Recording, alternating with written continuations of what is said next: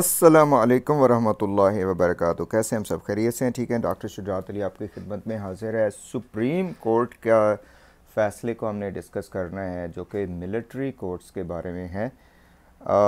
Very interesting updates from Islamabad supreme court.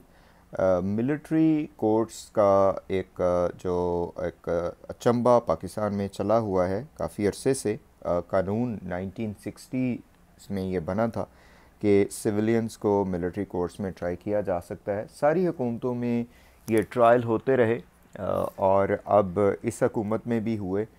Specifically 9 मई के बाद military courts को ये मेरे ख्याल है इजाज़त दी गई पार्लियामेंट की तरफ से और बाकी जो है ना इदारों की तरफ से भी कि आप जो है जो सो कॉल्ड 9 मई के लोग हैं, सिविलियन हैं, उनके ऊपर मुकदमे चलाएं। बड़ा कंट्रोवर्शियल ये डिसीजन रहा और इस पर मुल्क के नामवर वकला जिसमें एतजाज़ आसन साहब हैं, लतीफ़ खोसा, बाकी लोग भी जो है उन्होंने काफ़ी सारी पिटिशन्स दायर की थी।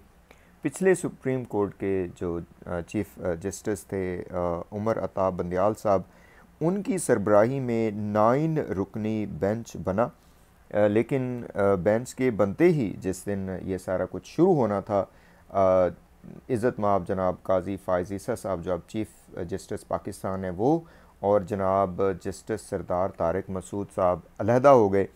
उनका कहना ये था कि इस बेंच से पहले सुप्रीम कोर्ट जो है वो प्रोसीजर एक्ट के हवाले से डिसीजन करे, तो इसको उन्होंने इसके साथ नथी कर दिया। तो बहरहाल ये बेंच बाद में इसने डिसाइड किया, चलते चलते 5 रुकनी बेंच रह गया, जिसकी डिसीजन बाद में आया जस्टिस उमर अता बंदयाल के रिटायर होने के बाद। और 5 रुकनी बेंच ने मिलिट्री कोर्ट्स जो हैं उनको कल अदम करार दे दिया। उन्होंने कहा कि इसको आप सिविलियंस को मिलिट्री कोर्ट्स में ट्राई नहीं कर सकते। 23 अक्टूबर को ये फ़ैसला आया था। उसके जो है ना उसके ऊपर उस फैसले के उसके आफ्टर मैथ्स में गवर्नमेंट ने दोबारा अपील की सुप्रीम कोर्ट को कि जी इसको सुना जाए।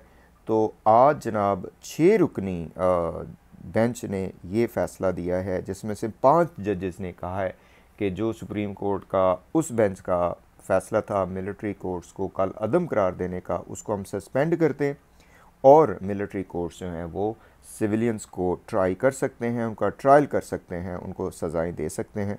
अभी तक जो इत्तलात हैं कि 103 के करीब लोग हैं जो मिलिट्री कोर्ट्स में जिनका ट्रायल जारी है। सज़ाएं उनको हुई या नहीं हुई उसके ऊपर बाद में बात करते हैं, लेकिन ये बड़ा इंटरेस्टिंग डिसीजन है और ये बेंच की तश्कील भी बड़ा इंटरेस्टिंगली की गई। इसमें सरबराह जो थे वो जस्टिस सरदार तारिक मसूद साहब थे और उनके ऊपर इतराज़ ये था कि वो पहले ही जो है ना इस तरह के बेंच से अलहदा हो चुके थे। नंबर 1, नंबर 2 वो इस हक़ में भी थे, वो अपना जहन पहले शो कर चुके थे। तो इस वजह से वकला ने इतराज़ किया कि आप इस बेंच से अलहदा हो जाएं। लेकिन सुना है कि तारिक मसूद साहब ने बड़े ही ढटाई के साथ उन्हें कहा कि मैं जज हूँ, मेरे ऊपर कोई एतराज़ नहीं कर सकता, मेरी मर्ज़ी है, मैं बेंच से अलहदा हूँ या ना हूँ, मैं इधर ही बैठूँगा और डिसीजन दूँगा। ठीक है जी। अच्छा, उसके बाद फिर अक्सर में कहते हैं कि होता ही है कि इस तरह के केसेस में वो जो नोटिसेस होते हैं या जो भी एक कानून के जो अलाउड हैं लूप होल्स वगैरह वो यूज़ किए जाते हैं और उसके बाद फिर आगे काम बढ़ाया जाता है। लेकिन आज के इस फ़ैसले में जो 6 रुकनी बेंच था उसने कहा कि ना ना जी आज ही हमने फ़ैसला देना है और उन्होंने दे दिया। इसमें जो बाकी जजेस हैं वो नाम तो उनके सब के मुझे नहीं पता, लेकिन जो बहुत इम्पोर्टेंट है स्पेसिफ़िकली इस जज की एक रुकन ख़ातून मुसर्रत हिलाली साहबा, उन्होंने इसके मुखालफत में फ़ैसला दिया, अपना नोट लिखा कि ये मिलिट्री कोर्ट्स जो हैं वो सिविलियंस को ट्राई नहीं कर सकते और उन्हें नहीं करना चाहिए। अच्छा, इस बेंच की तश्कील के बारे में बहुत ज़्यादा एतराज़ात हैं, जिसमें जो अभी आने वाले चीफ़ जस्टिस हैं, I believe he is 2nd और 3rd सीनियर जज जो हैं एजाज़ुल हसन साहब या एजाज़ुल हसन, तो वो पहले ही जो है ना वो इतराज़ कर चुके हैं। और ये जो काजी फ़ाइज़ ईसा साहब का ये था कि इतराज़ उनका था कि वो प्रोसीजरल एक्ट के तहत जो भी बेंच बनेगा उसके ऊपर जो है ना वो 3 सीनियर जजेस डिसाइड करेंगे कि कौन सा बेंच कैसे बनना है।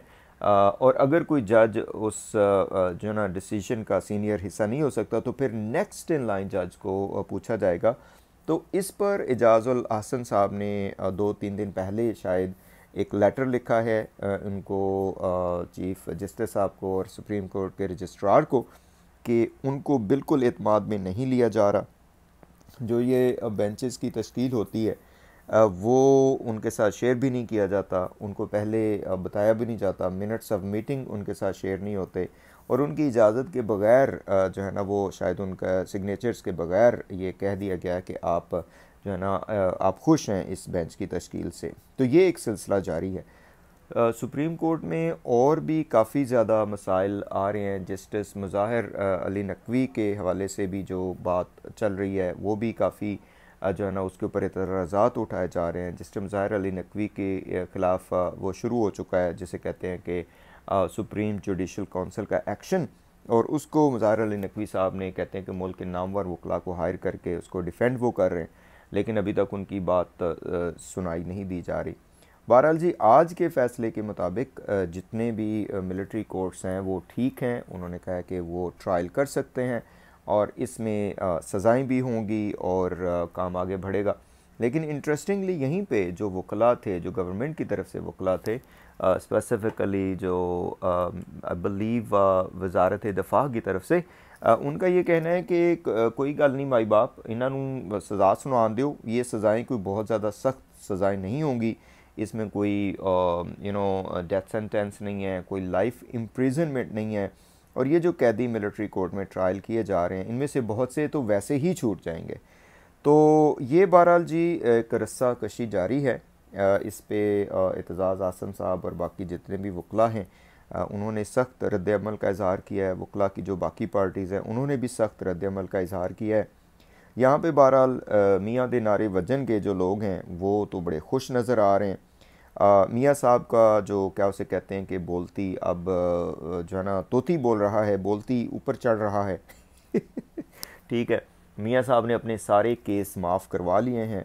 अल अज़ीज़िया रेफरेंस में कल जो फ़ैसला हुआ था आई बिलीव आमिर फ़ारूक साहब ने किया, तो वहाँ पे कहते हैं कि कमाल किस्म की ताबेदारी देखी गई।